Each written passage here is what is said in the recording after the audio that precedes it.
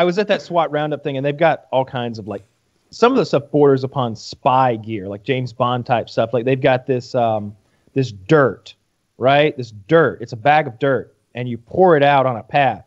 Now, if anyone steps in it, their footsteps will bioluminesce for a long period of time. So you can see if anyone walked through this entire area if you sprinkle this dirt out. And they had the thermal optic scopes.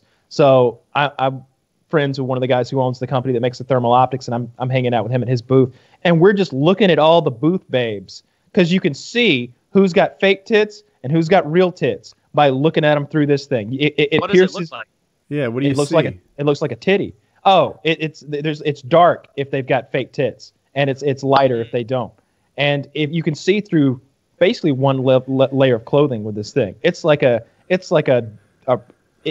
through one layer of clothing. How much would this device cost? Take a guess. And what is the model name of this device? There's so many. Take a guess. $55. I'm gonna guess $5,500. Just keep in mind that when he told me, I said nope. I don't think I can buy that. $65. And I just had bought a $20,000 buggy. $55,000? Your titty vision money. You could have lived the dream. The cheap one was $15,000. The good one that we were using to look at titties was like $55,000. Wow. For this little handheld piece of technology. It was absurd. I've got so many things. Is it the kind of thing you could walk around with and people would know you were tit gazing? Or would they be like, why is this guy walking around with night vision? You'd look a little weird, but it's not like a full like helmet night. It's a little thing, you know. You'd look weird though. I think guns are going to change a bunch soon. I think tech is going to hit guns, right? For people who don't know anything about guns, the evolution, I would say, of guns and rifles and stuff over the last 100 years has been kind of slowish, right? You know, they shoot basically the same bullets and they're similar. It may be 100 years too long. Anyway, now I'm looking online. The scopes, like it's not that weird to have Wi-Fi and live streaming built into it. Recording, you know, optics and cameras, you know, jammed into this stuff. I think there's some things that are everyday tech that's in your phone already that will start getting bundled into guns more interestingly. There was one that calculated ballistics and stuff from like 5 years ago. It ran on Linux, which I thought was fascinating. And it was really expensive. Kyle, do you remember the name of it? Yeah, they're $20,000. I think it's the tracking point rifle. I want to say it was 6 digits, the one I was looking at. And Ars Technica covered it, and it was like prohibitively expensive. And I bet now it's 5 digits or even 4. Kyle, yeah, Google it.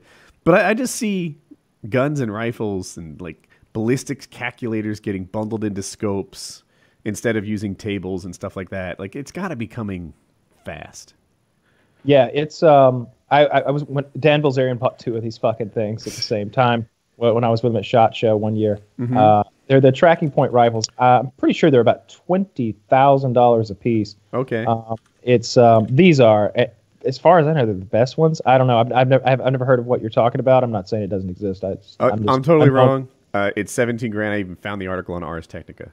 Yeah. And then it's like 17. Well, you don't want the pad that goes with it that lets you operate it, do you? Well, don't I need that? Oh yeah, you're gonna need that. Well, all right. Well, that's $2,200.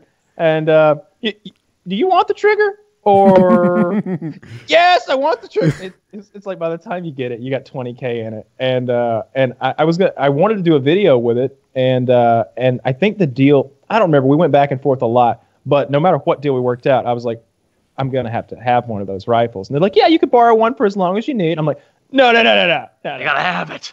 I gotta have one of those rifles, and you're never ever gonna see it again. Usually I ask for 2. I'm cutting you a deal. Yeah. With your dental cap. But you're like, yeah, I'll bring it back. And you just fucking leave. Funny thing, got destroyed in the making of the video. Well, I'll just send the parts back. No. Really destroyed. Totally destroyed. Yeah, fell out of a boat. I burned it afterward to be safe, to make sure no one could have it. Yeah, it was. Those things are really cool. It's basically like a video game because you aim at something, and then the scope does the ballistics for you. It sets itself to and then you're like, all right, well now all I have to do is put the dot on the target and squeeze, which isn't easy, but it's been a while since I read the article. But I think the trigger gives you more resistance if you're not on target. And once it's lined up, the trigger, the pull, they measure it in pounds, but it's much easier to pull the trigger if you're on target. And it really neat thing. 17 grand in 2015. I'm gonna guess 2025. It's 5 grand. Yeah, maybe so. Grand. I want to say those things came out right about the time me and you and Joe Lozon were at a paintball thing in Chicago.